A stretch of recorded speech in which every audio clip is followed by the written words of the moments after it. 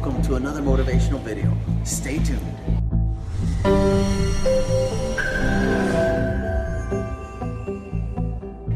Zenith Nevis here to help you find a life that's full of purpose and happiness.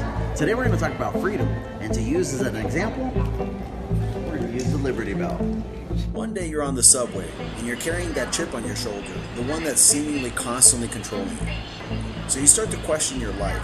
You're wondering if this train is in a hurry to get nowhere. So as you're pondering existentialism, you decide to text a loved one. And during that conversation you ask, what does freedom mean to you?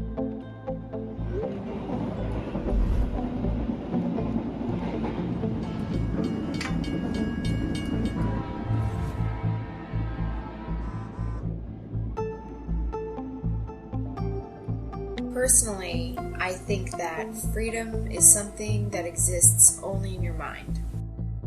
So what is Freedom. Freedom. Freedom. Freedom. Freedom. Freedom. Styrka. Libertad. Freihet. Frihet. Azadi. Subsidiaritet. Libertad. Libertad.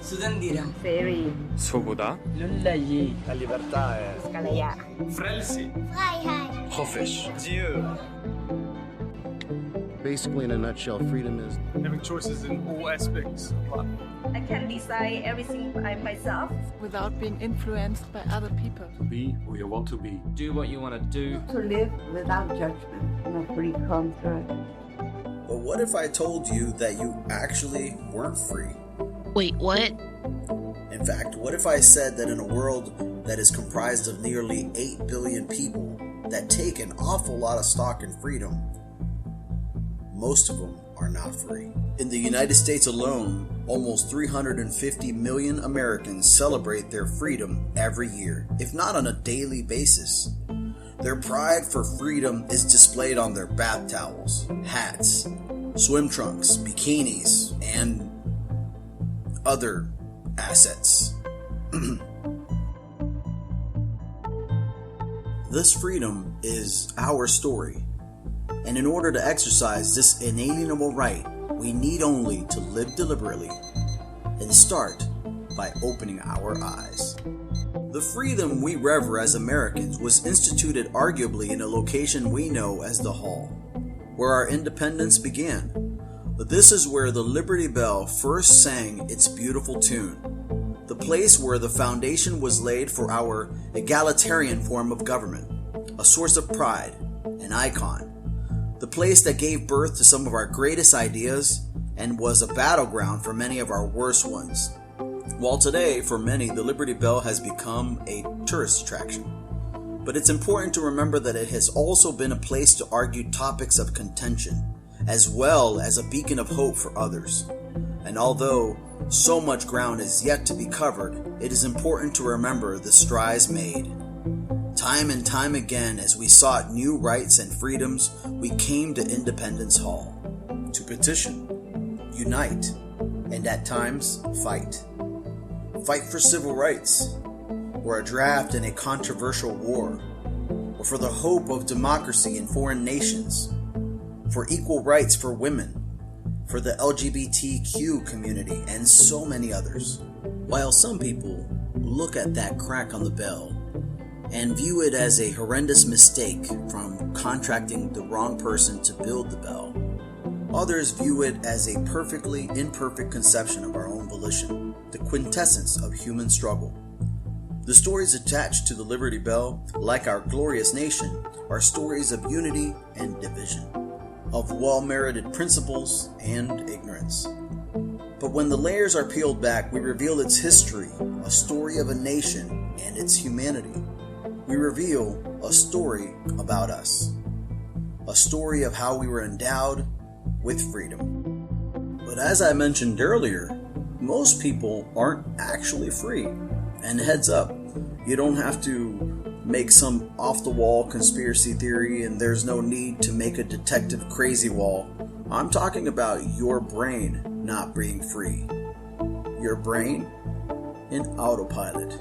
Now, when most people think about autopilot, they imagine some futuristic car that can soar through the air and drive autonomously without their need to even be awake. But for today's example, when I talk about autopilot, what I mean is your ability to shut off your consciousness so that you can focus on multiple tasks at a time. Believe it or not, this is commonly done when you're driving.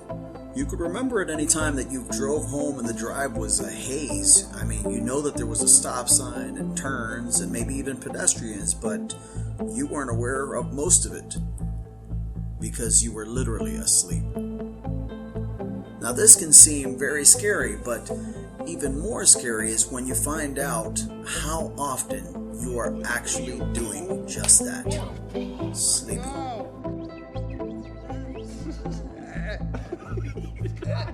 Think about your everyday routine. You wake up at 6 a.m. and you shut off the alarm clock with the same 2 fingers. You roll your eyes or rub your eyes and not want to get out. But you roll over and you find right there laying next to you your habits. All the routines that you do day after day. You brush your teeth the same way, you prepare breakfast the same time of the day, or tea or coffee, and then you try to get yourself ready to go into the workday. Maybe you walk to work, or perhaps you take the sub, and you finally get to work. While you're at work, you do the same repetitive job for what seems like hours on end, only to find that it's finally time to go home. And when you do, you get in the elevator and you go back on the train, only to get back home. And when you get back home, maybe you wind down with a drink or a smoke, only to find yourself later on that night questioning your whole existence. And right there, waiting for you, all of your habits. As if this isn't sad enough, it's repeated day after day. The alarm goes off, your habits are there waiting for you, growing each time. As you get ready for work, you get on the train, you get on the elevator, you do your work, it's time to go home, you wind down, the alarm goes off again. Your habits are even larger, the days are flying by, your work is just mundane, and your habits continue to follow you around and almost overtake your life day after day after day. The average person is actually living in habits over 50% of the times. And if you're over the age of 30, some of you are doing it 90% of your life. So what is the secret of happiness? So, be happy. The secret to happiness and freedom are synonymous. Stay as much as you can out of autopilot and just be in the moment. Yes, being inside of our brains sometimes can feel safe because it's a pattern that we recognize. But we need to remember the words of Benjamin Franklin, who said, "Anybody who gives up their liberty for safety deserve neither." I'm Zenith Nevers, reminding you to choose freedom and never give up. Comment, like, and subscribe!